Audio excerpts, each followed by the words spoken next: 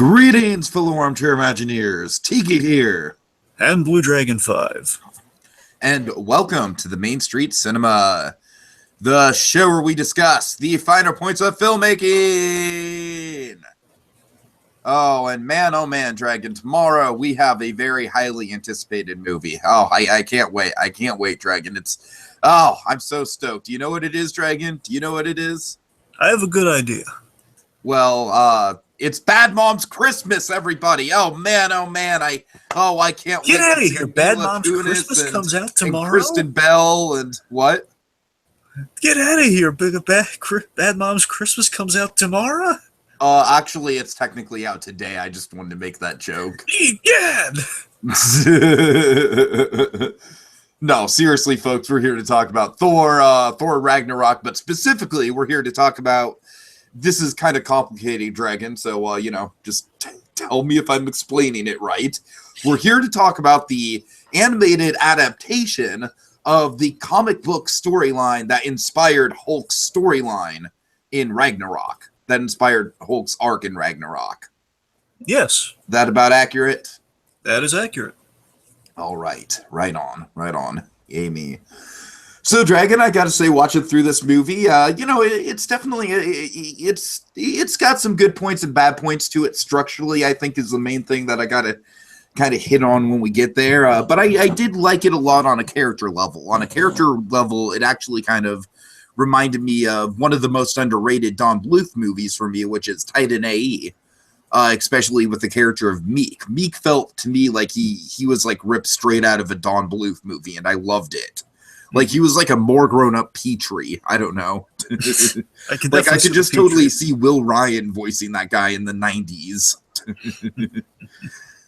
So, I don't know. This movie, I'll get to this right now, Dragon. The flashback structure in the middle of the movie, for me, the flashbacks on their own are good. I just think it's just very awkward. That was kind of like the one takeaway I had, where it was like, okay, like, we're just in the middle of this situation. We're just gonna like take the time to like explain all our stories like right in a row. I know. I think maybe if the flashbacks were spread out throughout the movie a little bit more, because I think the flashbacks work because I think they're good scenes in their own right. That was kind of my main complaint with the movie, though, is I felt the second act was kind of like an awkward sort of exposition dump.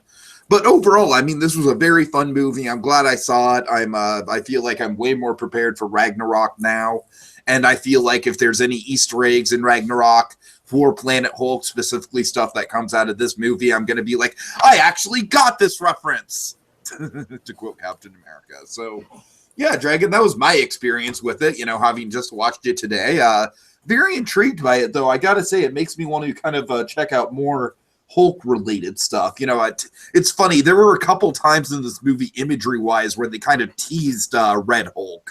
So I was kind of like, it kind of like gave me an itch to check into some Red Hulk stuff. Anyways, go ahead, Dragon. What's your experience with this? Well, basically, I was on a Marvel animation kick when this came out, because bear in mind, I want to say this came out in 2010. 2008 is when I was first introduced to Deadpool through Hulk versus the Hulk versus Wolverine and Hulk versus Thor. Package. that fateful combination. Yes, and that's got me onto that. Bear in mind, I knew Marvel had done basically Marvel Animation. They had done these films, and unfortunately, they kind of couldn't compete with DC, so I guess they stopped it for all intents and purposes. They haven't done another one since 2011, to my recollection. So, they have their television shows, basically the full length, the features they've just kind of stopped. They've gone kaput, and I wish they would go back to features compared to some of the, let's just say, direct they've been putting on on television. Guardians of the Galaxy notwithstanding, that one's pretty fun. It's doing no one any harm. It's like, okay, it's nice to get some Guardians in there. It's fun. Anyway, so basically, I was on a Marvel Animation kick after that, and I literally just happened upon this, just kind of being on the radar with it. And I had gotten into in 2009. I want to say I gotten into the animated show done by the same guys who did the Hulk versus Wolverine, Hulk versus Thor films, Craig Kyle and Chris Yost, who did Wolverine and the X-Men. Again, this was all of these things were done to tie into the X-Men Origins Wolverine film. Okay. And again, they were far better than the byproduct film that came out. Yeah. You know what? The video game was also far better than. Yes, it was. Yes, the uncaged. Yes, yeah. The now what I also I want to make clear, like, it didn't directly tie into the film. It's just like Wolverine was popular, so it's stuff relating to Wolverine, and that's Sure. kind of poked his head in there for Hulk versus, and I've been kind of sold in these guys. Basically, I love this creative team because of that. They kind of introduced me to Deadpool, but at the same time, they're really clever guys, and seriously, I recommend everyone out there if you've been kind of in that mindset of, we got the '90s X-Men series, we don't need any more. Seriously, go check out Wolverine the X-Men. Really good show. Anyway, so I watched this, Planet Hulk, because I was familiar with the famous story. Everyone was praising the comic Planet Hulk, and I had not read. I've skimmed it. I have not properly read because I don't have the copy in front of me. I've been watching a few of the motion comic type stuff. It's like, I'm just waiting to get my hands, which I'll get like later this year. But I get the gist though. I know it's adapting, but I saw the movie before I've read the comic.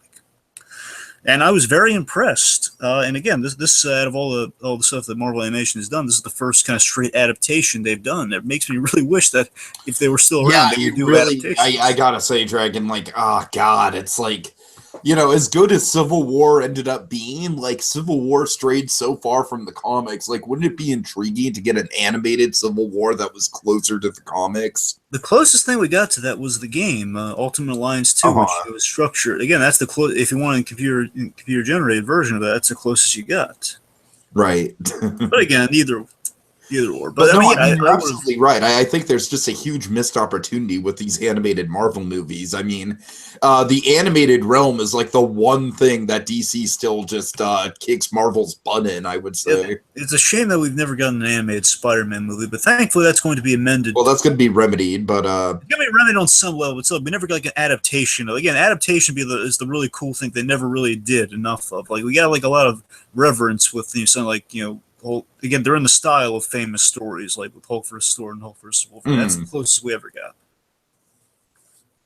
So, anyway, it's my experience with it. So again, I've always been trying to sell people on this, and I would say, oh yeah, if you like the Hulk, you want to see a Hulk story unlike any other, Planet Hulk, and of course with Ragnarok coming out, I've been really kind of promoting this. People saying, "Oh my god!" Before you see Ragnarok, right, and I can see why. Yeah, I see Planet Hulk. It's basic because you gotta remember, Tika, the comic is like it's a grand epic. That's the reason. Again, this is the guys who made this one. They want to do like a mini series. To be quite honest, they want to do a mini series of this, but they just wasn't in the cards. They just did a movie of it that abridged the grand source material. Because everyone loves Planet Hulk. Mm-hmm. Of course, the movie directed by Sam Liu and Greg Johnson. Again, Greg Johnson, who was worked on the stuff I've mentioned before, and Sam Liu he gets around. He's done DC and he's done Marvel, and of course with DC, I want to say he's directed a lot. And he's also directed some of the animated shows, like Justice League Unlimited and such. I mean, he's done Killing Joke. I know he did Batman and Harley Quinn. He's done better stuff too. I'm just saying.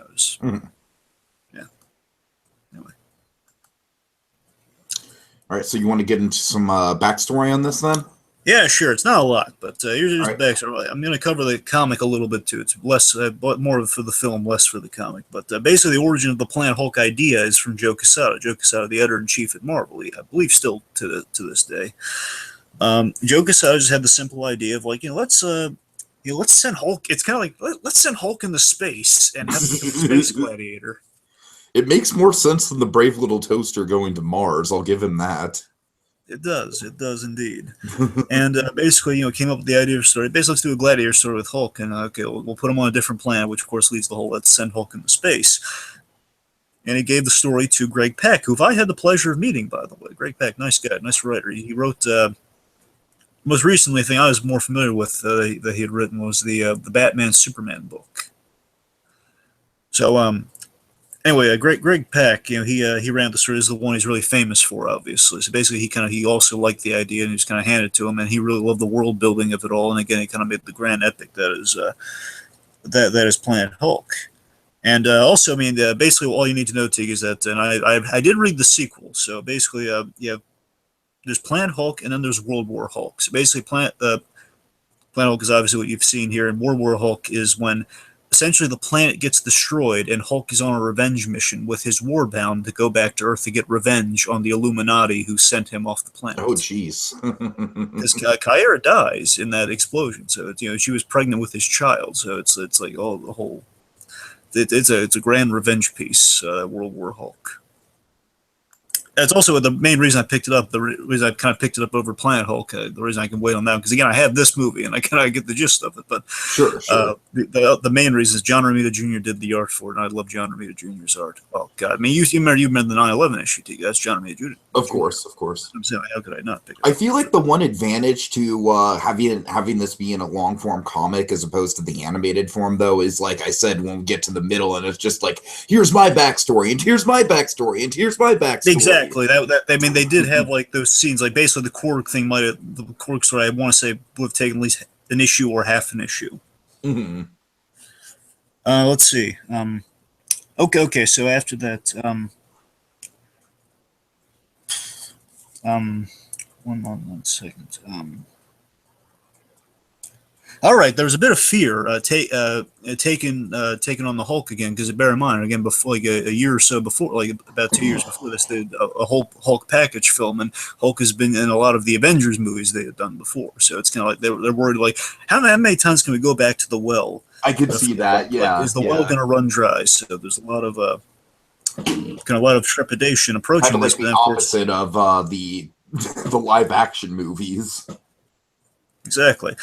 And they kind of basically, once they read the source material, once they really dug into it, and they were so fascinated and captivated by, again, Planet Hulk is a story unlike any other Hulk story, because usual Hulk stories, okay, he's persecuted, he's chased by, he wants to be left alone, he's chased by the military, he fights like a monster, he has like designs on the Hulk, usually the leader, rinse and repeat. That's he walks away to some sad music.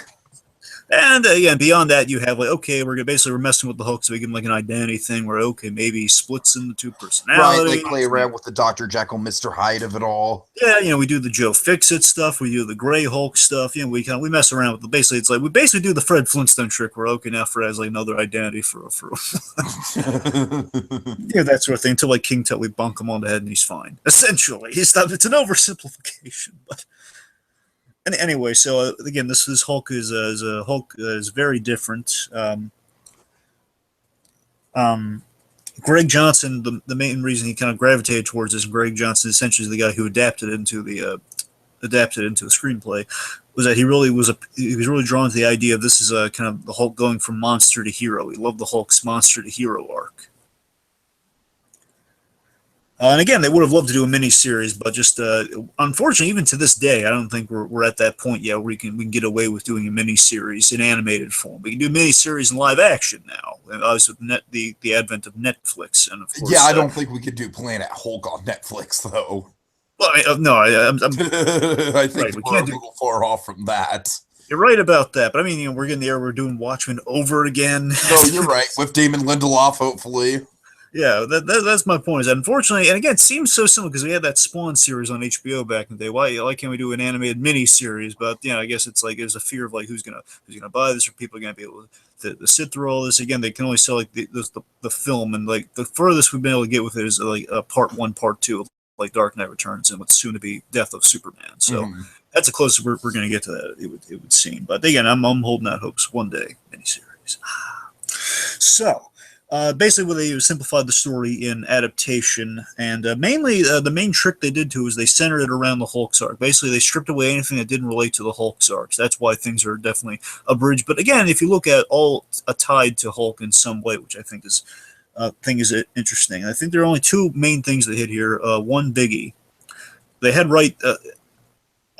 another reason we probably have not gotten a Spider-Man film of any of these is that there are rights issues within the Marvel animated films as well as the live-action films. Oh God! Okay. You can get away with more in the animation. Bear in mind, Does but I'm Fox saying still own the Spider-Man animated rights? Well, we're so familiar with like how the live action rights may work. Again, unfortunately, they never just print out. They never like put it up somewhere. Like, okay, these are the official rights. You can't just find them easily. We always have to speculate what the rights are, who holds the rights, if they changed. But regardless, like I don't even want to dream about what the animated rights stipulate. But the point is, they have to work. It's easier to work out crossovers in animation, but at the same time, I don't know what it might be like a movie rights thing in animation, might fall into the Spider-Man movie rights. So that's my guess at it. But my point is, there are rights issues regardless, and the rights issues in this case are like it's like you can mention them in like the behind-the-scenes features, but you cannot mention because it's a Marvel comic, but you cannot bring it to life in animation. I think that's where the rights fall. And the main difference, Steve, and this is the one difference I have to highlight, is that because of the rights issues, in the comic, the familiar face that Hulk encountered in the arena was not Beta Ray Bill. It was the Silver Surfer. Oh, okay. Nice. And because in the Defenders in the comics, not the Defenders we have on Netflix, the Defenders in the comics, it was made up of, Hulk, Doctor Strange, like and weird, Namor. like cosmic beings, like basically the opposite of like the street level Avengers that we know as the Defenders now. Exactly. It's also kind of funny that in Ragnarok, it seems that we're patching together sort of given the fact we know from the end of Doctor Strange will appear in this movie. Right. Some capacity. It's kind of funny. We might have like kind of a slightly cosmic version of the Defenders in Ragnarok with the team that Thor is kind of putting together in that movie. Yeah, Ragnarok's going to be like a weird amalgamation of a bunch of different things. Like it's almost like a side quill to Guardians. I know, I'm so psyched for it. So the point is, basically he was called the Silver Savage. Basically, Silver Surfer is surfing around one day in space, which would make sense why he's kind of coming near the planet. They shoot him with the disc, and basically Silver Surfer, having been on a team with the Hulk, they recognize each other, they're buddies, and they're forced to fight each other. And the Surfer has like he can use his surfboard as a shield, which is awesome. Oh yeah. Anyway, so then of course they substitute that for Beta Ray Bill, who had never been in animation before this film. Honestly, never been to anything. Now they put him in more animation after this, but this is the first time they've ever been used for anything. Mm-hmm. Okay, and basically they adapted the visuals and the staging from the comic as much as they could in these scenes. Like the layout of these scenes are almost identical to scenes from the comic in many places. So that's really all she wrote. That's the backstory. That's the whole. All right, you want to fire off the plot really quick? You got it. Okay. Cliff notes, folks. All right. So the Illuminati, constructed of Iron Man, Doctor Strange, Black Bolt, and Mr. Fantastic. Again, they had to obscure him because of the rights thing. But he's there. I love how that is the Illuminati. It's the Illuminati. And also Professor X is a member, but they really didn't want to wager putting him on there. But, he's also technically a member. And these are the guys, by the way, who have the Infinity Stones. At least they were distributed amongst these guys. So yeah, it's a sign that the Avengers are going to have to figure out how they're going to do that in the movie, like who has what. Mm-hmm. Well, they've kind of been doing that already. Like everyone has a certain Infinity Gem. Anyway, semantics. The point is, the Illuminati, composed of those guys, send the Hulk into space to a peaceful planet because he's too darn dangerous on Earth. Hulk comes to mid-transfer, though, and he throws the ship off course from the peaceful planet to Sakaar. Sakaar is essentially a gladiator planet led by the Red King. It's comprised of the Reds, the Shadow People, and the Natives. Natives being kind of bug-like creatures. Hulk is captured. He is forced to join the other enslaved gladiators. And the premise is if they can live through the 3 challenges that the Red King throws at them, they win their freedom. Very kind of classic, kind of Spartacus type stuff, Hey, Dragon. Yes. Do you like movies about gladiators? Sure. Anyway. What about space gladiators? Yes. All right. Anyway.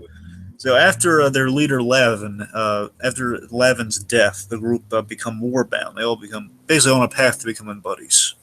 Mm-hmm. So basically,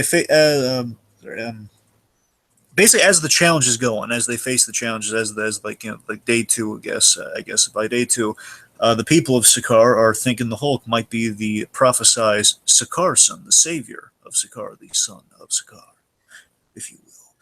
And also over time, the Hulk is kind of slowly, begrudgingly befriending the group. He's kind of becoming a guy they're looking to, they're having faith in. He's kind of almost like a patriot. He's basically taking over Lavin's leadership role as the arc unfurls. So after the Red King plays a dirty trick, after he plays dirty, the Warbound escape as rebels now, basically enemies of the Red Kings, and now they're being persecuted. Lead a big grand exodus.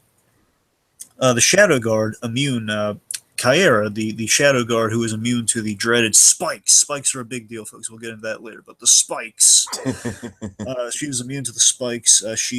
She goes after the Hulk per the Red King's orders. Eventually she discovers the Red King killed her village and unleashed the spikes. Bum, bum, bum, which leads to a big old grand team up with the Warbound, Caiera, and everyone like siding on betting on green over red, leading to a big battle at the Red King's palace. And eventually, we've replaced the Red King with the Green King in the Hulk. The Hulk is the new king of Sakaar, the prophesized Sakaar son. May he finally find peace.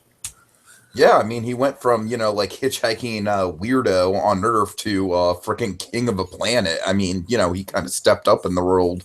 Oh, yeah.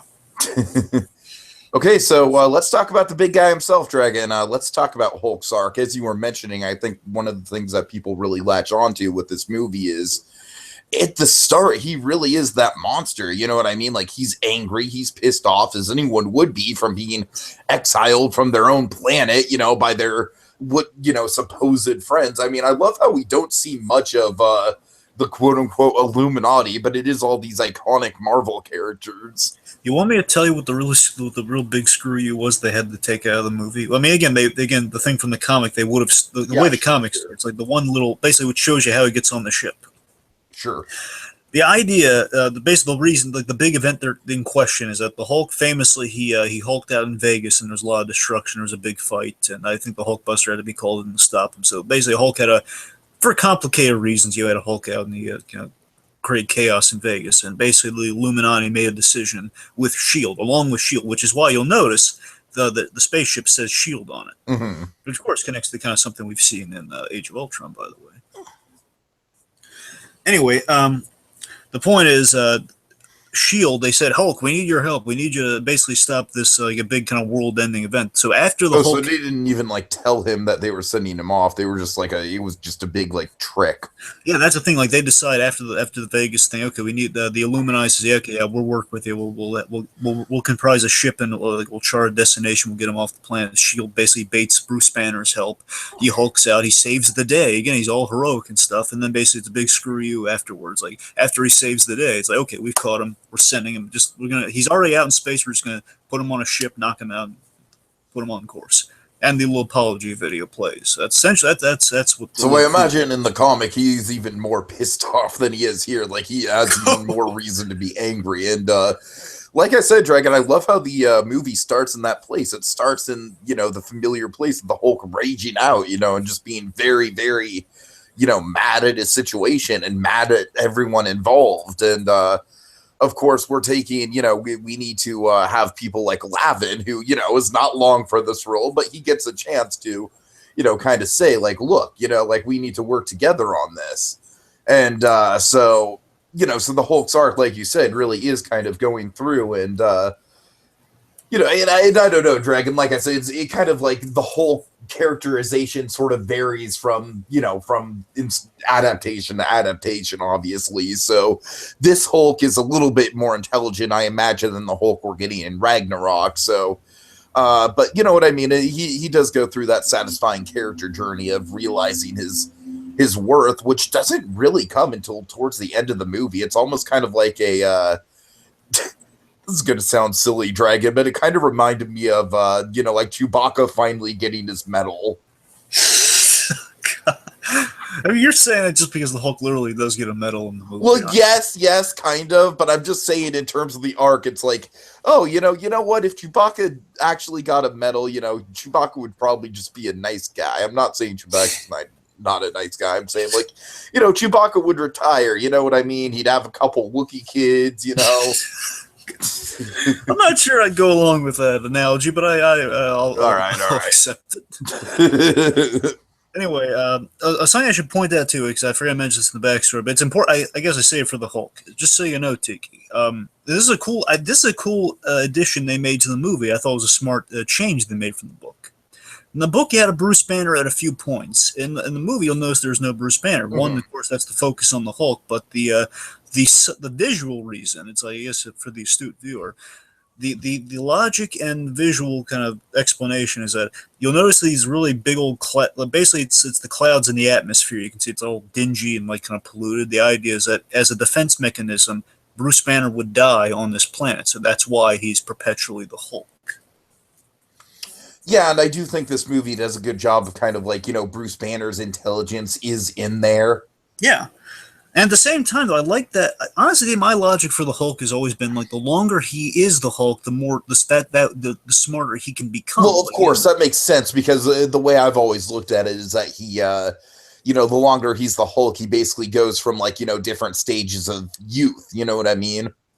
Yeah, exactly. And like, we've had like puny God. He's gotten you basically smashed like almost like a toddler in a way. Basically, then it seems like Ragnarok. He's going to be talking like an elementary school kid, maybe.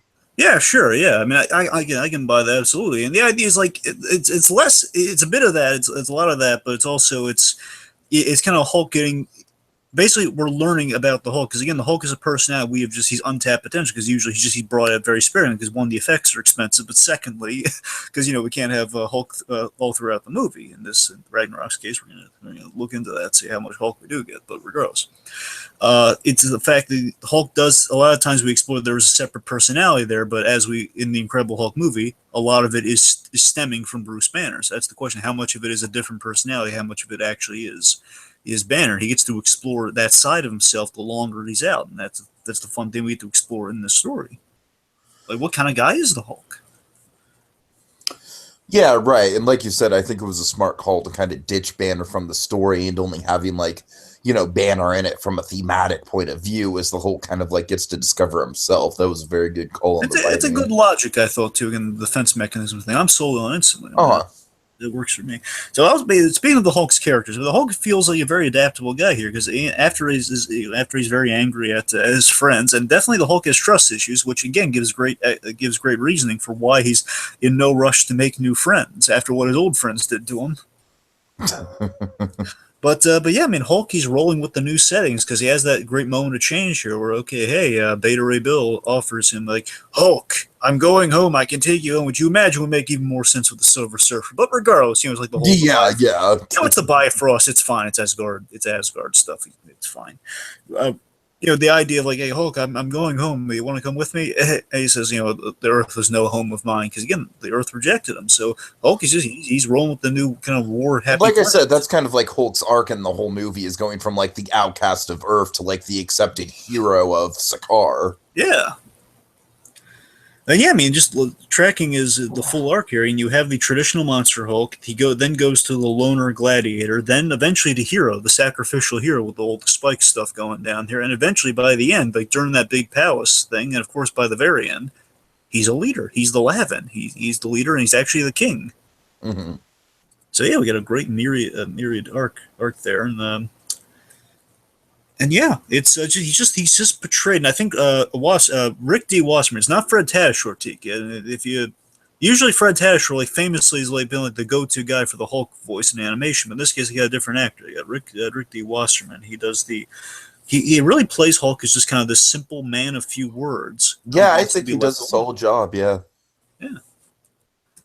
Okay. I think my favorite delivery from him is oh god, it's like his fake out death word. The line is, "I'm not dead. I'm just mad." Yeah, like you could tell the intensity in that delivery. You know what I mean? Yeah.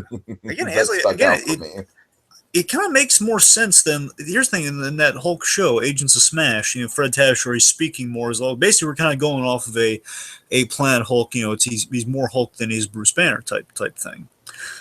But at the same time, this feels more like that just feels more okay. It's basically it feels a little off because it's Tatasciore Hulk is like usually it's kind of like gags and like just angry noises. That's usually what we're used to with the Tatasciore Hulk. In this case, and this Hulk feels more like a character than he does just kind of. It almost kind of feels like Hellboy-esque in a way. Yeah, Tiki, I think it's a really good example. Yeah, I would definitely. I mean, maybe I'm just saying that because Jim Hopper, Stranger Things. I have Hellboy on the brain, but I don't know. Also, there's some animated films you check out of the Hellboy, by the way. Maybe I should. Yeah, with Ron Perlman doing the voice too. It's all But I watched him. I think it's do more of an interesting kind of character study on the Hulk than we usually have been able to. It's usually like, okay, well, who's the Hulk? Okay, Dasher. So you just be speaking as the Hulk, which just sounds kind of weird. Okay. All right, who's next? Next, let's talk about Caiera. How do you feel about Caiera? She's okay. I get the feeling she's kind of like the Nebula of the story. Yeah. Where she's kind of, she's got the tragic past. She's, got the connection to the villain. I don't know. Like I said, Dragon, I think this is one of the things that kind of like it would have been served better if we had more screen time. Like maybe not even a whole miniseries, maybe just an extra like 20 minutes to a half an hour to really get into her relationship with the Hulk. It's not that I didn't buy it. It's just that it kind of... And again, this is something that's obviously, they take more time within the book. Of course. Right. Which, and that was something I kind of had in the back of my mind, like all the way through, is just like, like it felt like this was kind of like a Cliff Notes of an epic sci-fi novel. A lot of people don't like this movie because it's abridged, because they love the books. I mean, the fans of the book aren't crazy about it in comparison, but I just not being super being. And I can see where they're coming from to a certain extent, but by the same time, like someone like me who doesn't have the time or resources to read the whole book series, like, I can appreciate that this at least, lays down the fundamentals for the book. So, yeah. But I don't know. Like I said, I'm sure she pops a lot more in the, in the comics, but, here, like I said, her backstory is definitely the most compelling out of the three as we get into the flashbacks. We'll talk more about that later. But, not a ton else to say about her. Solid character. I do like just the representing elements of the character, which again, I still think, and I absolutely hear your points, Davis, and I also feel that, again, I think the performance is also kind of selling me there. I mean, I kind of like the... she's very loyal to the Red King, and of course, over time, she's kind of seeing faults in that as she's like her arc is kind of she's going from respecting the Hulk to admiring the Hulk by the end, and of course, like she kind of sees this guy as one like a warrior that can basically she's an old strong, which means she has like kind of she has abilities, and obviously she's very durable. She's immune to the spikes, and she has like she can do like the force field thing if the Hulk like charged at the Red King. So she has like basically she's like the strongest being on the planet, where Hulk is the strongest being on Earth, which kind of makes him kind of like a match made in heaven to a certain respect. Mm-hmm. And I like that she's a layered character in a really interesting spot where again she owes her life to the Red King, but at the same time though, of course, the Red King is kind of the author of her trauma. And I love. I'm sorry, you were about to say something. No, go ahead. The thing I love most about her, I guess, is that by the end, I love how she motivates the Hulk to change. Basically, the Hulk's being a loner, basically getting everything he wants, or he's being left alone, and he can be left alone. But she motivates the Hulk to change, confronting him with the fact that he's more than a monster. She thought he was more than a monster at that point, and that's kind of what the Hulk's arc through this whole film is. And she kind of confronts him with that, and by virtue of that, just kind of makes him a better man by the end. Yeah, sure. So again, I said, she's very effective. I'm sure that she works. I'm sure she's far more layered in the source material. Sure. So, all right. Okay, let's talk about speaking of the Red King. Let's talk about him. Okay, first of all, I like the name of him as a villain. Just, kind of the Alice in Wonderland of it all, we have the Red Queen, who's the Red King? This guy. Now, of course, I think the safe money's on the fact that the Grand Master will be the Red King. And the yeah, right. I just think smart money's on that. I mean, they could look. I'm not crossing my fingers or anything before. If I'd say it'd be a long. It's Goldblum. Like Goldblum is a treat unto himself. You know what I mean? Yeah. Dragon, I will say the Easter egg above all Easter eggs that I'm looking for in Ragnarok is the Collector's Tower. Oh yeah, from Mission Breakout. So that would be cool. Anyways, of course, let's remember, folks. Grandmaster and the Collector are buddies. Of course. Well, aren't they brothers technically? Well, it's like a brotherhood. I don't know if they're directly blood related. It's like they're they're members of a guild. It's like a guild of collectors. So all right, fair enough. Anyways. Either way, the point. That's why they look kind of similar. Anyway. Yeah, I think Goldblum's going to be a lot more fun, but this guy honestly is probably more menacing than Goldblum's going to be. Yeah, I think this character Tiki is such a great kind of Because opposite. Goldblum just kind of seems like the goofy, like, yeah, sure, just go off and fight and whatever. But this guy really, he has kind of like an ironclad grip on the society, which really does make him an effective villain for as much screen time as he does get. We got to remember the Grandmaster again. I know you already know this. I'm just saying the Grandmaster, of course, different character, and of course more of a showman, which is kind of why Sure, it's of course. more fun. Like I don't know if they're going to do like a whole. Again, I don't. The main thing I'm really waiting to see in the movie, Tiki, I wonder if they're going to make that planet Sakaar or not. I would not be surprised if it was Sakaar. It'd be cool if it was. I'm going to be really. I'll be really pleased if it's Sakaar. I mean, if it's not, I get it, but it'd be cool if it was Sakaar. Anyway, but yeah, I mean, the thing that really draws me to the Red King, I like the design of the Red King. It's kind of a cool, kind of like it's an old, again, kind of a vaguely Roman design. Of course, like we have like kind of the tendril thing on all the faces of the red people, all the red males, I guess. All the red males have like little tendril things at the bottom of their chins. Right. And the really cool thing about the Red King is that he's like the complete opposite of the Hulk. He's this petulant egomaniac. He's very childish, and basically where the Hulk is strongest there is, this guy is the weakest there is. He has to have like a giant mech to fight his battles. He's constantly cheating. He's like, remember he's like, hey, I'll fight the Hulk. He challenges me. Let me get my big old mech suit. I'm gonna fight him. And then basically every time it looks like he's losing, Caiera has to step in. And of course, when Caiera's actually doing the fighting, then again, Hulk's gonna most likely win the battle. But then the Red King shoots him a couple times. And bear in mind, the thing we also had to address with Hulk in this movie is that this is a cool thing. It kind of helps with the 3-act structure, at least with the 3 gladiator battles, I guess. The Hulk, it's like a thing of when the Hulk landed on the planet, his strength was kind of depleted. So basically, he gets stronger with each fight as he has more time. The rest of it's like getting used to the planet's gravity and stuff. It's that sort of, which is why he's like kind of very easily stabbed. I mean, one, the creatures on this planet are all stronger than the ones he's usually used to on Earth, and secondly, it's the fact that he's has to get his sea legs essentially. Sure. So yeah, let's. Yeah, I mean, the Red King he constantly wants to be pleased, where the Hulk does not seek a fight. This guy has a coliseum for it. He has nothing but fighting on the brain. Okay. Of course, we know he's willing to kill.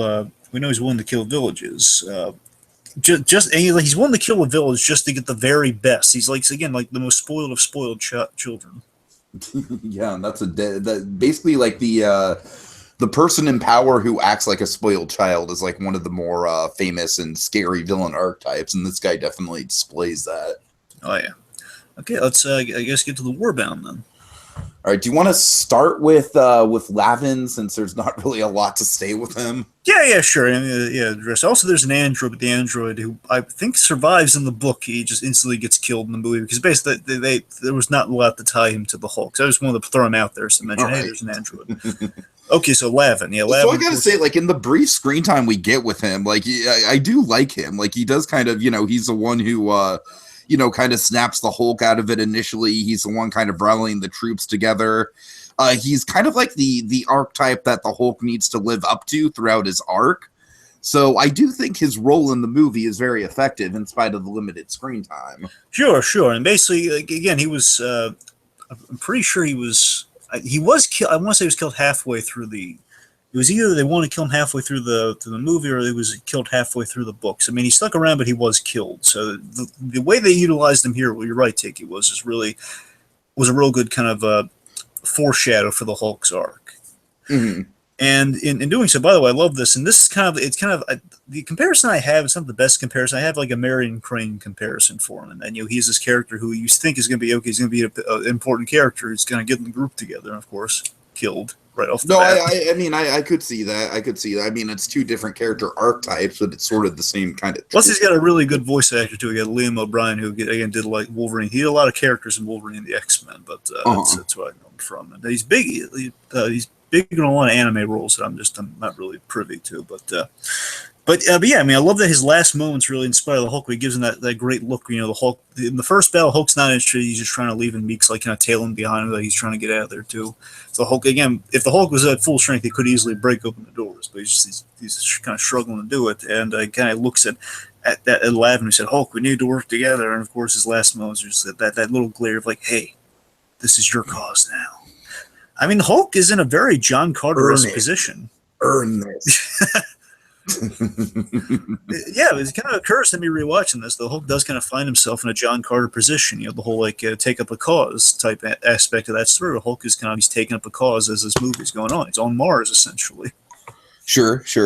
All right, so I guess moving on to the rest. You pick anyone, Dig, whoever you want to go to. Oh, I don't know. Do you want to get to Pick a bound? Pick any bound. Favorite? I'm sorry. Do you want to get to everyone's favorite? If you want to, sure. All right, let's talk about Meek. Meek. So yeah, like I said, Dragon, this guy is probably like the thing I attach to the most in the movie. I don't know. Do you kind of see what I'm getting at with the Don Bluth of it all? I absolutely see you're talking about the Don Bluth. Okay. I'm glad you see it too. Real quick, I gotta know. Tell me you recognize the voice actor. I mean, the voice sounded familiar, but it sounded like Will Ryan to me, and I'm sure it's not Will Ryan. Oh, I know you know this voice, but you don't. It's funny you don't know that. I'm just saying this is definitely a voice from your past. It's Sam Vincent. It's Double D. Oh God. Okay. That makes sense. Yeah, I can see it. How great is that? I can totally see it now that you say that. Yeah. Oh yeah. So yes. But seriously, he's got like that Petrie from the Land Before Time thing going on. I agree full-heartedly with that. I full-heartedly agree with the Petrie aspect of it. And you're right. It feels very Bluthian in terms. I love this. Meek has a very kind of it's sort of a Spike and Ike kind of big brother little brother dynamic. He looks up to the Hulk and. With Meek has a good arc too. Meek's arc, of course, is that he is, he's emulating the Hulk, and by the end, he's like, Meek a hider, not a fighter. Of course, that's like a very, very simple way to convey a character arc, but it works really well in his case. Reverse the thing that he said at the beginning. Yeah, and for the movie though, he bears some wounds of war. He's taking them because he saves his own kind. He's becoming more and more like the Hulk, and I love the dynamic with another member as well. I mean, the only thing else we really want to hit with Meek, or you want me to transition? Go ahead. Of course, a dynamic he has with my personal favorite. As much as I love Meek, everyone loves Meek. That's the thing. Everyone loves Meek. But my personal favorite, who I think was probably the second favorite of the book, would be the dynamic Meek has with Korg. Korg, yes. Yes. Of course, the dynamic with Korg, is that Korg is like he's questioning, "You did this, Meek?" Like basically, yes, Meek a fighter, not a hider. So you just got like whatever you say. Voiced by the impeccable Kevin Michael Richardson, and they were really thrilled to get him. Like when they read the book, they imagined. Of course, who wouldn't be thrilled to get Kevin Michael Richardson? Like in the book, everyone imagined Kevin Michael Richardson doing the voice, who's the instant go-to. That's great. That's great. I can't see honestly. I just with this character, I can imagine exactly what they're thinking of because again, he just fit the role like a glove. And Korg's my favorite because he's the most honorable of the group. He's very likable. He's just honestly he's cool. He kind of feels like he could be the stand-in for Thor in this story. Like I know he's going to be in Ragnarok, but I could see him. He kind of has the same sort of qualities as Thor. He's very noble. Yeah, if you look at it in a certain light, you could see that Hulk takes again, as in this movie, we explore kind of how Hulk ties into these characters, how Hulk affects these characters. Another way you could look at it is how these characters feed into the version of the Hulk we see, and that again, Korg is sort of that he's the honorable side that we do see Hulk does kind of develop a sense of honor in this film. Meek is just kind of him kind of breaching out, making friends. Hiram is kind of like accepting kind of that role of the Sakaar son. Eloise is kind of the taking up that cause and basically facing off against the Red King, basically targeting the Red King. That's the LOA kind of side of it. And of course, the leadership role is broadly with Lavin. So again, they all kind of feed into where we go with the Hulk. It's kind of like a fun vice versa there. But Korg out of that.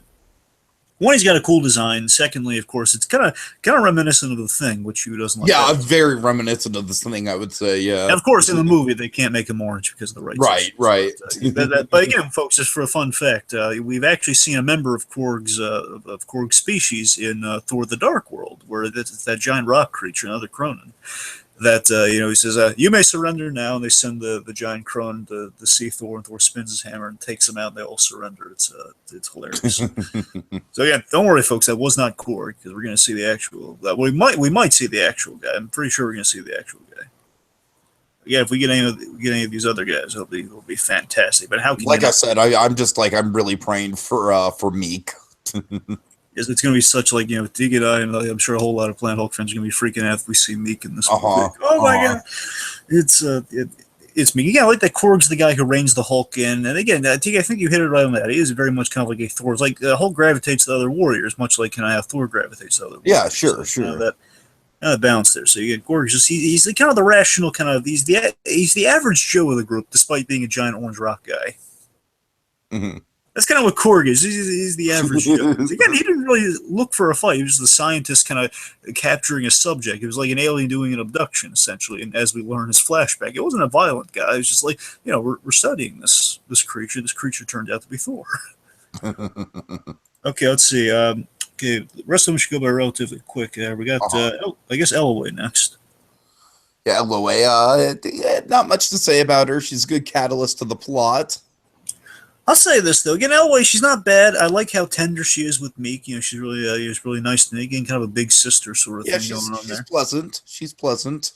Yeah, she's got kind of this. She's kind of the it's kind of an over comparison here, but it's kind of like she's kind of the Princess Leia-esque rebellion leader because that's what she is. She's a member of the royal family. I can see that. Yeah, I mean, obviously, much less personality than Leia, but sure. I'm just saying she serves the kind of that same role, and basically she's thrown into becoming a leader after her father died. So, now she's leading the charge, and especially after, she views herself as the leader after Lavin died. And of course, we see it really doesn't last long, because again, she tries to save them all. To be fair, she does get close to saving them all. Of course, it was a setup, so she would have gotten them all killed. In the commentary for this movie, they joke that Elway, the running gag with Elway during the production is that she comes up with horrible ideas. It's like, hey, let's escape now. Double cross. It's like, hey, well, let's go essentially to my uncle's place, the governor who is my father's friend. Let's go to that place. That can help us. Double crossed. Again, it's just really bad luck with Elway's place, but she tries. Darn, we love her for it. She tries. Yeah. She faces a lot of betrayal and loss in the grand scheme. Of course, she is the most vocal member of the team who doubts the Hulk as the Sakaarson. Mm-hmm. Speaking of people who doubt the Sakaarson, let's go to Hiram the Shamed. All right, can I just say this guy is like he feels like every disgruntled chip on his shoulder anime character ever. Really? Yeah, I don't know. Maybe you didn't get that from him, but just his backstory, his name, the way he carries himself, he feels like Vegeta. I didn't really get the Vegeta side of that, but I can see your point. I don't think Vegeta's the best comparison. Yeah, I mean you're right. It's just I go to Vegeta because it's he's I'm the Prince of all Saiyans familiar with, but yeah, I didn't really quite get that from. I know it's an archetype though. I know it's an anime archetype. Damn it. I know you're right about that. Now you bring it up, I can see a bit of that, but I wouldn't fully go there. I see you. I'm not saying he's a bad character. I'm just saying he kind of felt more like an anime character than anything else. I'm not saying that's a bad thing either. I'm just saying, I see the breadcrumbs there. I can see definitely where that can come from. Yeah, I mean, Hiram has an interesting story. He's just again, his full name is his full kind of condemned name is Hiram the Shamed for a reason. That he's the guy. Seriously, yeah, that's in the comic. I want to say they go over that more thoroughly, but it's kind of implied in the movie. He was the one guy on the planet of all the shadow people who doubted the existence. One of the few people, I guess, who doubted the Sakaar. I mean, he's a member of the shadow priests of the shadow people. You have the shadow guard. Just all the gray people are shadows, and there were shadow priests who kind of worship the prophecy that a god will kind of come down and he will kind of set the planet right and kind of help it fix itself from the Red King's tyranny and kind of regrow it. Mm-hmm. So he has a religious arc with the Hulk and his faith. And I love throughout the movie we get to see this thing where, in the arena, the Hulk's blood, of course, the gamma radiated blood, messes with the kind of soil of the planet, kind of grows kind of this alien plant life, which is kind of cool. And I love it's a visual representation of this guy whose whole arc is no, I forsake my religion because I was so despondent. No, the world's not going to get any better. The world's a train wreck. There's no God, essentially. There's no Sakaar, no savior. And he realizes, oh my God, there might actually be Savior. And he doesn't want to believe it, but he kind of has to. And especially by the end, he's he's back in his ropes. I think Hero has a really nice arc, and one that is very dependent on the whole. No, I mean, I agree. I agree. Like, it wasn't a slam to call him an anime type character because, like these types of anime type characters that I'm mentioning are, very three-dimensional, very flashed down. I think this guy, like I said, for an ensemble piece that's an hour and 20 minutes, he does get a very satisfying storyline. Like, yes, I'll give you this one, T. I think this one might be a little better than Vegito's, a little. I think he's kind of a Seto Kaiba type. Yeah, that sounds a lot better. That's a lot. Yeah, basically the guy who doubts the corniness of it all, folks. Yeah, there you go. Part of the car. Because obviously with Vegeta comes with like a whole other set of baggage.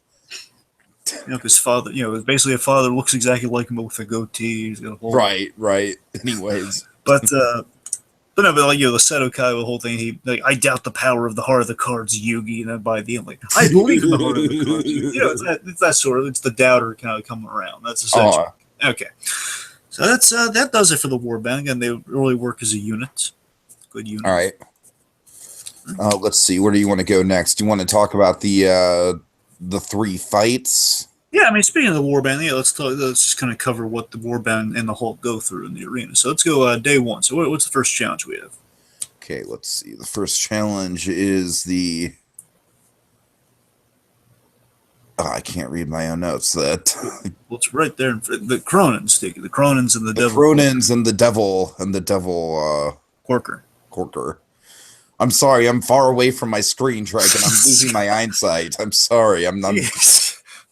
Oh God! Don't call me out like that, Dragon. Don't call me out. I didn't know you were that far from the screen. I am. I'm laying on my bed, and the screen is like. Anyways. All right. Anyway, so day one. It's basically we're gonna break down the fight. It's almost. I kept saying it's like a 3-act structure, but it's kind of hard to. Would you justify the third fight as in the third act, or you said it's right before the third act? I mean, the third act to me is kind of like the Beta Ray Bill stuff. Yeah, would you count that? Would you say that ends Act 2, or you think I would say that ends Act 2. Okay, but yeah, it's fair. So basically, I kept misnumbering it by kind of tying because that's kind of like the each big catalyst event that kind of kicks off the climax, right? So that would technically be the end of Act 2. Right. So basically, these events do go day by day. So that's kind of neat that we do at least have that kind of structure going for that. Okay, it's very linear, very simple, very kind of now we're seeing the growth before our eyes, and it's not like and they're training. It's like no, they're not training. It's like day after day, and they got to rest up. These guys are slaves who've been forced to battle. So day one, the first challenge, we have a really personal battle for Korg. Korg has to face his brothers, and that's what's the hint on it a little bit here. I mean, you want to actually go through the flashback a little just to give it context.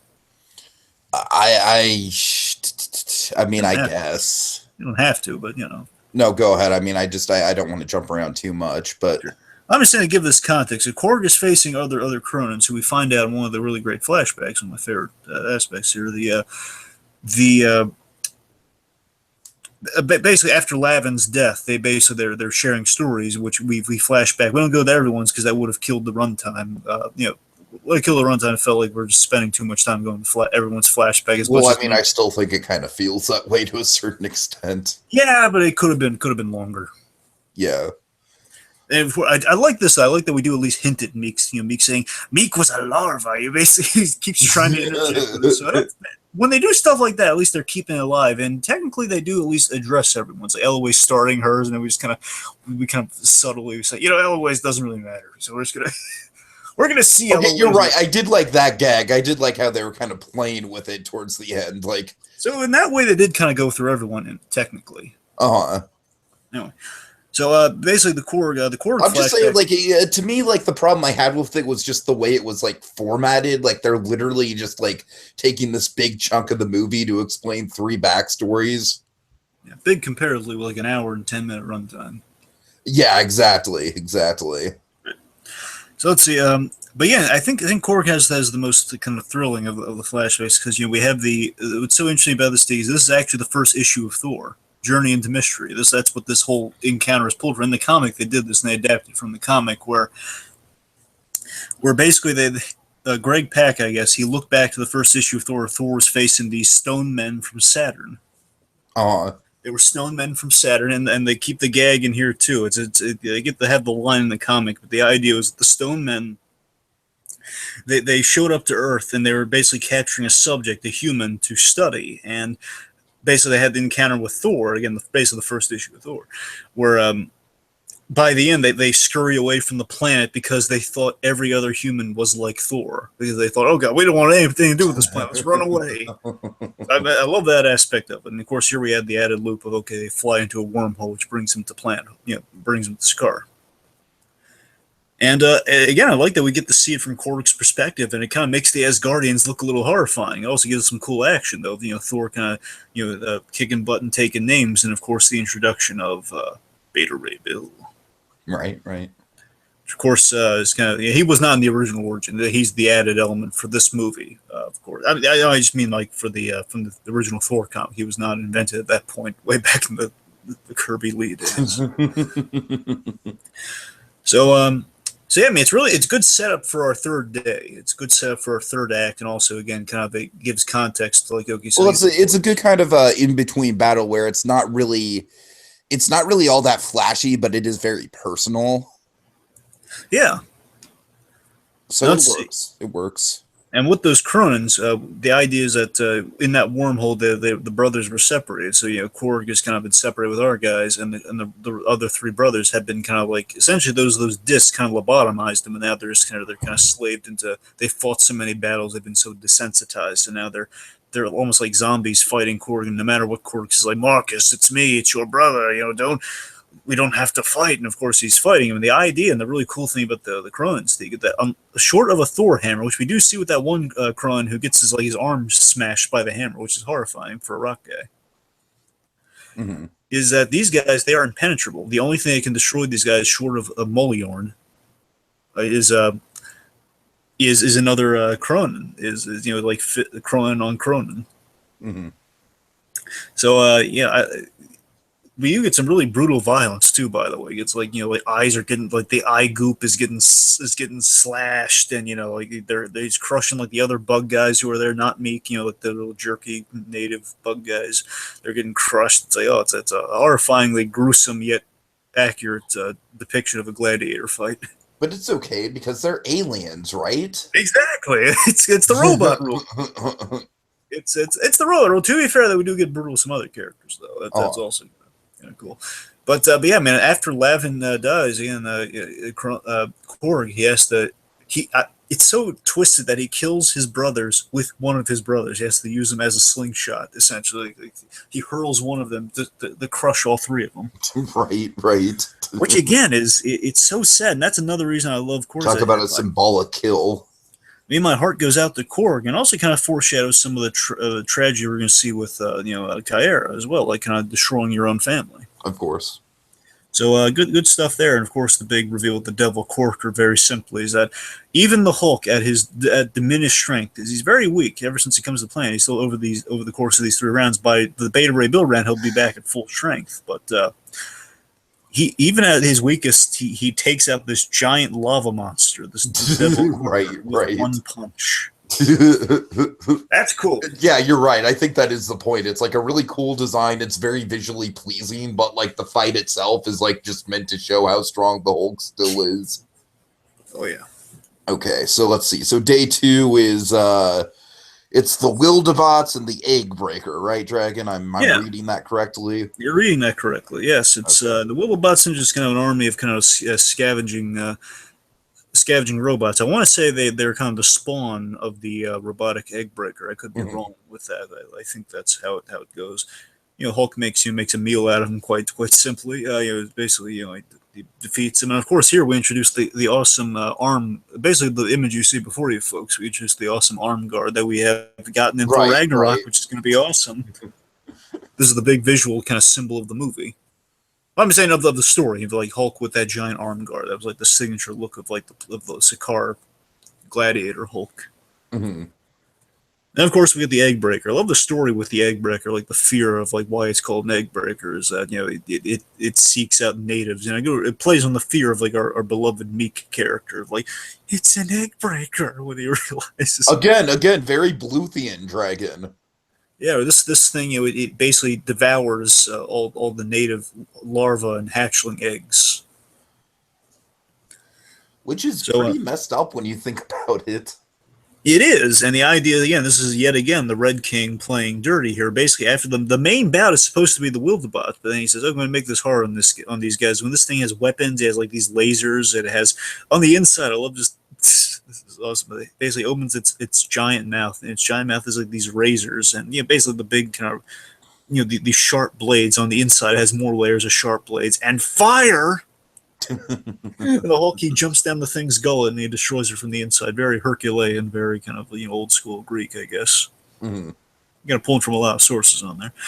And I mean, yeah, and he defeated the Egg Breaker, and of course, I love the running theme of the Sakaar legend, where basically he'll replenish the Earth with, of course, the whole gamma radiated blood theme, but also he will stare into the eyes of death. In this case, to a native, the Egg Breaker symbolizes death, and this is something added purely for the movie, by the way. The whole the bit with Meek, where Meek gives him the eye of the Egg Breaker. That's for this movie. Mm-hmm. Which is a nice visual cue, and again, kind of Yeah, works well. Yeah. Middle image, yeah. Okay, day 3. Okay, day 3 is of course Beta Ray Bill and Dragon. I definitely got a kick out of this guy. This guy was great. Did you see Beta Ray Bill coming for the third act? Did you just? Not really. I mean, I've heard Beta Ray Bill's like name floating around before. Like I know vaguely of the character, but yeah, they have a reference to him in the Guardians in the Mission Breakout ride. Right. Yeah, I think that's where I know him from. Because Beta Ray Bill's hammer is in there. Uh-huh. Yeah, which of course gives me hope that maybe one of these days, maybe not with Ragnarok, but again, if we do like a Thor 4, I have no idea what MCU is doing. I mean, he could show up in Ragnarok. It's possible. Yeah, and also just the story with Beta Ray Bill. He's a fan favorite of Thor. He's a deep cuts kind of fan favorite of Thor. And of course, the orange horse looking guy.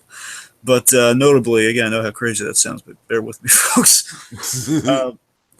If I'm remembering correctly, the main thing is that Beta Ray Bill technically might be a little. This is the guy who trained Thor, so he might be debatably stronger than Thor in certain respects. Of course, not being the god like all the surprises I'm sure Thor has in store, but he's like debatably the only guy stronger than Thor. And unfortunately, the reason they put him in, the reason this is his first appearance is that they wanted to put him in Hulk versus Thor, but there was too many characters. They couldn't squeeze him in. But that's the opportunity knocks, I guess.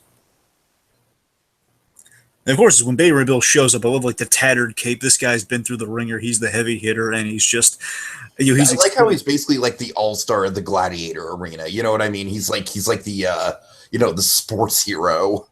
I love that he takes no pleasure in what he's going to do to the Hulk, but I think the divide between Beta Ray Bill and Thor is that Thor would probably find a way. Well, most likely with the Rat movie now, it's just dawning on me now. Oh yeah, with the movie, they're probably going to find a way out of this. In a less violent way out of this, but I don't know, it's right to still be violent. I don't know how violent, but either way. My point is, Beta Ray Bill, though, he makes it clear to the Hulk, yes, Hulk, yeah, it's a direct reference to Hulk versus Thor, by the way, the whole, yes, Asgard, the Hulk's ring with the battles that you fought in Asgard. And basically, Beta Ray Bill says, I want you to know, Hulk, I don't do this of my own accord. I don't want to fight you. Basically, the obedience disc forces everyone to kind of do the Red King's will. Also, it's a kind of the talkbots idea. This is why they can understand all the different languages, which is kind of cool. Mm-hmm. Regardless, the Beta Ray Bill, he says, basically we're battling to the death, and only one of us walks out of here. And it's going to be me, basically saying it's, like one of us is going to die here, and it will not be me. As he's like beating the, again, that's a difference between Bill and Thor is that he's wanting to kill the Hulk. He is. If he has to, he's going to do it because he does not want to die. Sure. Yeah. And of course, it's a really brutal fight, and of course, we have like these great like invulnerable Beta Ray Bill moments where like a hero he does like this cool flip over, and then basically Beta Ray Bill with one punch knocks him like a few yards away. And Korg with this giant hammer just like bashes him right in the head, does not budge him one centimeter. I have no issue killing. Of course, my heart goes out to Korg. Like, no, don't smash Korg, no.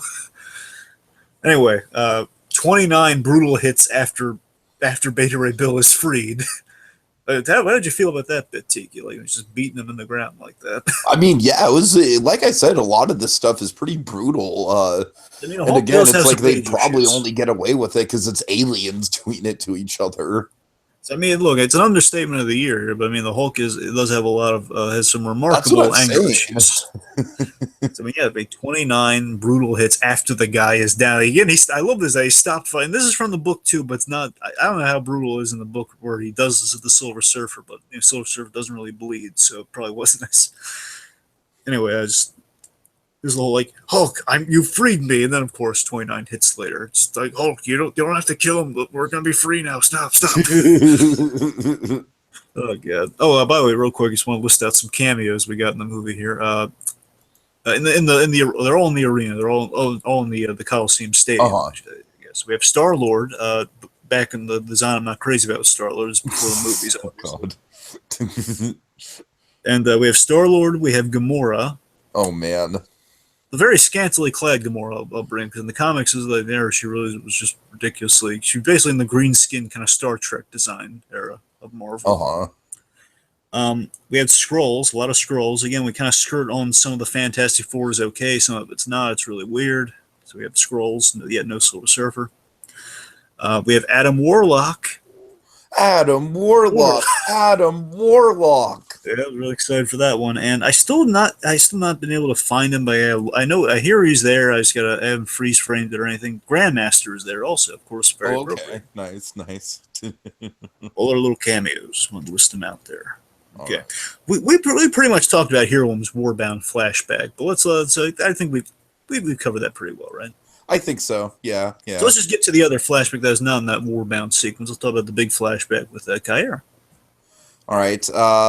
Yeah, like I said, it's very Gamora and Nebula-esque. You know what I mean? With the kind of like the devotion to the person who's clearly probably pretty evil, but he might have your best interest at heart.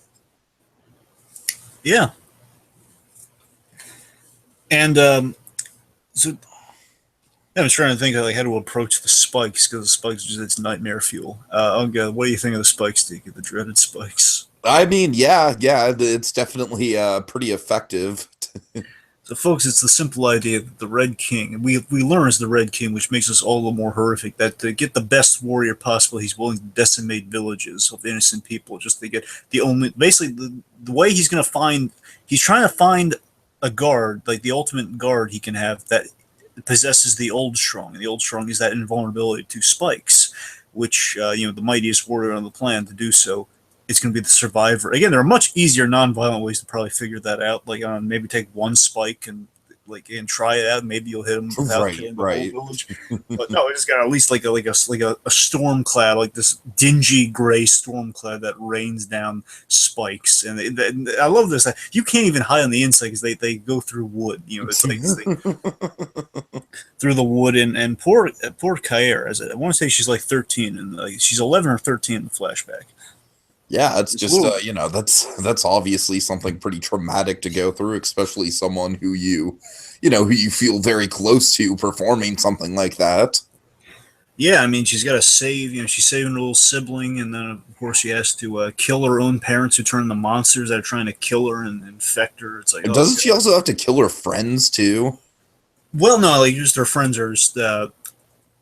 Well, no, like she's holding her like a little sister. I forget if it's her brother or sister because it's kind of young. It's kind of hard to tell. I think it's might be her brother. I don't know. The point is her sibling. Basically, it's implied that she might have had to kill the sibling, but then again, yeah, that's what I was thinking of. The place collapsed in on her though, so she might not have had to do that. But they didn't show that for obvious reasons; it would have been too graphic. But either way, I mean, the fact she had to kill her own parents, they're realizing as she's kind of narrating the flashback. Basically, she explains to the Hulk why the Red King's a good man. Like, you say, I understand you're not thrilled with the Red King. You gotta understand, you gotta stand for something. Basically explains why. This guy saved my life. When my villagers come down on me, I had to kill my own parents. I do all this stuff. The Red King showed up with his death heads. His death heads are basically guys with flamethrowers. Mm-hmm. basically robots, an army of robots with flamethrowers and dreadlocks, essentially. You know, the dreadlocks plug into the wall head. Yeah, yeah. So, and yeah, of course, it's very the Red Prince who eventually became king. Saves him, and they become kind of besties. And of course, years later, just finding out that he did it. I love how callous he is too. He's, oh yes, that was me. He's no guilt at all. Right. Oh yeah, that was me. It was, I did that to find the old Strom, which was you. So it was all worth it. Yeah, he just drops it so casually. It's just what a prick, that Red King. Oh boy. It's horrifying sequence, and of course foreshadows a very memorable dark bit when the spikes come back. Basically, the Red King unleashes them to kill the Hulk and just kind of like sweep through the place. Mm-hmm. Again, just to kill his enemies, he's willing to kill all the whole section of town. And in doing so, Caiera, she basically saves a red child, who, of course, is in the same exact position she was in. I love that. The minute the spikes come back, kind of full circle quality to her arc right there. And the tragedy, of course, that she's holding that child like she was holding her sibling, and there's that. And this is a bit from the book that they captured so perfectly in this movie, Tiki. The child is basically, the Red King does what he did before, basically firebombs the place, along with sending the Death Heads after everyone. Basically firebombs the place, and in a plume of fiery death, the kid is emulated in her arms. The kid turns to ash as she walks forward. And I love it's all one swift motion. She just walks forward, and then like the kid blows away in the wind. That is hard. That is tragic. He kind of reminds me of something out of like Samurai Jack or something like that. Yeah, it's a bit. Yeah, I can kind of see it. It's like a more gruesome Samurai Jack, honestly. Mm-hmm. Oh god, it's horrifying. That's a big. That's our big turning point in the book, and I think they captured it. They were very proud of that moment. I gotta applaud them for it. All right. Well, I think we've hit all the major talking points. Yeah, sure. I like wanted to address the editing too. I think the editing is strong in the, especially in the opening. Remember the cool opening we had while the Hulk is breaking out of the ship, while he's kind of causing chaos in the ship. We intercut. Right. He's kind of like flashing back to the Illuminati, putting him in the position. Well, I mean, the Illuminati is like projecting. The message is still playing while the Hulk's kind of like tearing through the ship. Basically, it's like very counterintuitive. Like, hey, Bruce, buddy, we're gonna send you. We feel really bad about this, but we gotta send you off. And of course, so this is way before the Avengers came out, of course. But this is like Iron Man delivering this of all people. So irony bounds if this were in the MCU. But here's the real cool thing about it, Tiki. While that's happening already, just kind of a neat little trick with the editing there. But what's really cool is that as Iron Man is laying out the reasons of like, you're too strong for, we can't handle you, we have to send you off. We have a shadow priest going to the spot, which later on the Hulk does show up at. That's where he goes to be alone. He makes the old school symbol for the Hulk with all the colored dust in the sand, basically making the gamma symbol. Basically prophesizing, basically begging for the Sakaar, basically, all this land needs you, Sakaar, we desperately need you. Again, the priest being very religious to the Sakaar, and again by the end of it says, will you please show up here? And of course, that's when the Hulk enters the wormhole. So it's really great parallel editing through that whole sequence. And of course, by the end, we have the whole we finally found peace. The idea of like, may you find peace at the beginning from Iron Man. Like, we hope the best for you, buddy. And by the end, Hulk has found peace. So speaking of a little bit of the ending, let's talk about kind of the big climax of the palace. Oh, right. Okay. I don't know, man. Honestly, I only got to see this once, so I'm not kind of fuzzy on some of the details here. Well, I mean, the faking his death. So basically, the Hulk, there's a really creepy bit where the Hulk is, of course, infected by spikes. He's infected by spikes, and because of his healing factor and his the gamma radiation. Like this was definitely one of the two things that I'm sorry, one of the two things that I outside of him and the fire that I really thought was going to kind of turn into a Red Hulk kind of situation here. Yeah, and it's kind of the idea, I guess, he's like, because he's the Hulk, he can fight. He is still being affected by it. It's not like the Ultron. The Ultron is impervious to it. He is just, Hulk can probably fight. He can keep control of it for a while. And if not for that fire, he would have maybe been lost to that stuff. Mm-hmm. So he kind of lucked out there. And of course, we do kind of the thing where just the body is carted, all through again, it's a neat little plan that it's all dependent on us buying that Caiera has come to the Hulk's side after that Red King revelations. I think it's a cool little reveal. I mean, obviously we know the Hulk's not going to be killed off, but And it is very Star Wars type ending, in that everyone gets something to do. certainly. It's, and again, of course, Meek now being the fighter that he is, and they're all fighting very well as a unit. And of course, Hulk gets his big showdown with the Red King in the mech armor. This time, it's Hulk at full strength. It's a much more fair fight. And again, we have, Adam Van Wyck did the action boards for this sequence. Adam Van Wyck is famous for his action sequences, especially in the DC stuff, but in here as well. That's basically, it's an Adam Wyck. It's an Adam Van Wyck board when the action gets really sped up. So when the Red King's infected, it's all sped up. That's Adam Van Wyck at his finest. He does fast animation. But I love the comeuppance. Let's talk about the comeuppance of the Red King. That's the coolest part of the ending. So it's very satisfying. The Hulk. It almost kind of reminds me of like a Terminator type ending where the technology is like turning against him. You know what I mean? Yeah, he's hoisted on his own petard, very literally. Right. I love this. The Hulk, throughout various points in the movie, after the gladiators broke out, thanks to Beta Ray Bill, kind of electrifying everyone, freeing from the control and everything. He essentially. The Hulk he goes to the Red King, holds him by the throat, and he says, "Hey, look, leave me alone. I won't come after you if you don't come after me." And of course, the Red King comes after him. So again, he's at the Hulk's mercy. He's so cowardly, again, so small and cowardly. Please don't kill me. and the Hulk says, "That pleasure belongs to someone else." And again, it's kind of the ultimate. You know what I love about this is it's kind of like trading off like the whole moral of like, should we kill or not kill the villains, and then ultimately like, his own things are what takes him out. Yeah, it's like, oh, okay, so we don't even have to make that decision. Great, awesome. That's it's great. and again, I love that it's a thing that really bonds Caiera and Hulk together, because again, Caiera gets the ultimate gets closure for all the trauma she faced. She gets the person that put her through all that. Is I think that's what kind of gets her to fall for him in large part. I think it's kind of a big bonding thing for him. So basically, I love this, that she kept one spike. She bagged one spike after when they were all falling there. Like, I don't know how long she's had this. I can only assume she kind of gathered it after she decided to turn on the Red King.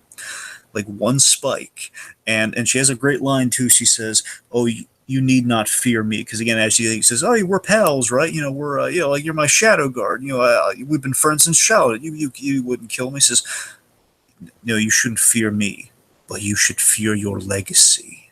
As she basically drops the spike and it digs under his skin and infects him, and he runs out of the room. And of course, as he runs out of the room during all this chaos, he called his guards, called the Death Heads, and.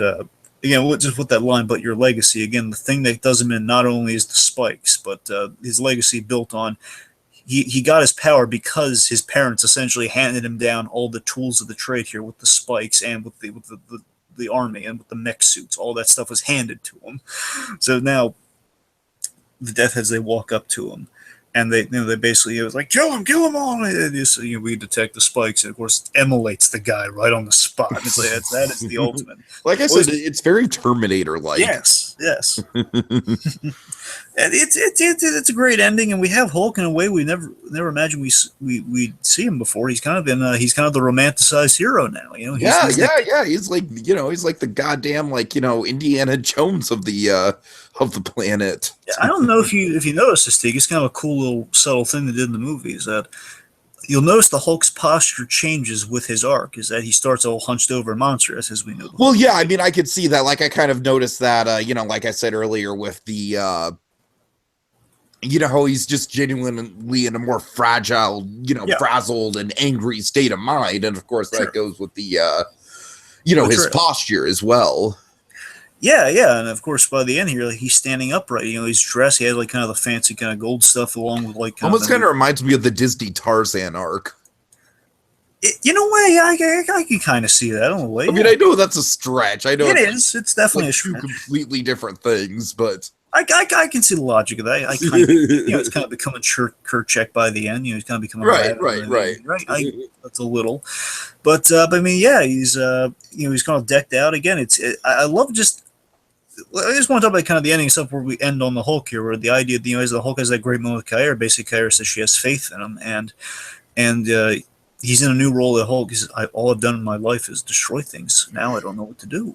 Yeah, it's then Caiera's just like, oh well, now you have me to figure it out for you, or to help you on your journey, and that's god damn it, it's like I kind of it makes me want to go and kind of check into the World War Hulk stuff, because I am kind of intrigued by this idea of the Hulk being like the king of, almost like it almost kind of reminds me of like Conan the Barbarian or something like that. That's the better comparison than Tarzan when you think. Yeah. I'll say this. I'm gonna give you some credit though. I will go with the Edgar Rice Burroughs thing, because again, the ending feels very John Carter-esque. It feels very much like, hey, now he's the king of Mars. Of course, it's kind of like one of those like Dances with Wolves or Avatar type thing, except they cut out the greedy government middleman. And I'm saying that's for the better. Sure. Because I'm just saying it's kind of like the outsider becoming the becoming the leader of the. I see that. I see that with the Dances of Wolves thing. Yeah, I don't know. I keep going to John Carter for. I think I don't know. It feels a lot of similarities now. I'm realizing. Carter. Well, I mean, you gotta keep in mind John Carter is kind of like the originator of like all kinds of those storytelling tropes, not just in the sci-fi genre. Well, I mean, sure. I'm just feeling like kind of the he's also very similarly dressed like John Carter too when you really think about it. Right. Anyways. But yeah, either way. But also, it's kind of a cool visual thing when he's kind of addressing his people as we end. We have like the perfect end. He walks out there, everyone's cheering for him. Also, we see the Colosseum, that all his blood that is kind of spilled on that land is now grown this great kind of gamma vegetation all over the. Basically, it's like all lush and green, and that symbolizes all the blood he shed in that arena. Yeah, that's a neat idea. Yeah, and of course, ending on that. Now with the Sakaar sin, we finally find peace. Yeah, again, it's a solid ending. It is. So that's the movie. All right, so I guess final thoughts on my end. I am very glad I saw it, especially for the for basically now the built-in bingo card of Easter eggs that I'm going to be looking for in Ragnarok. But no, I mean it was very solid. Like I said, I think it did kind of suffer from. And this is by no means the filmmaker's fault, because of course they wanted to expand on it, but it does suffer from the short runtime, especially in the, as I said, Dragon, the main fault of the film is that, like the 3 flashbacks are all good flashbacks in their own right. They just kind of come one right after the other and kind of kill the pacing a little bit. I feel like if at least one of the flashbacks happened like either in the first act or the third act, I would have been, a little bit more better with that. But outside of the pacing, it's very solid. Like I said, the characters are very Bluthian in certain respects, and it's kind of fascinating from a historical point of view to see this as kind of like an in-between, where it's this is where the MCU was starting to take shape, but it wasn't yet the cultural phenomenon that it was yet. Like we haven't had the Avengers yet, so it's this is like a fascinating, like in between cultural relic for Hulk. So yeah, I enjoyed it. I'm glad I saw it.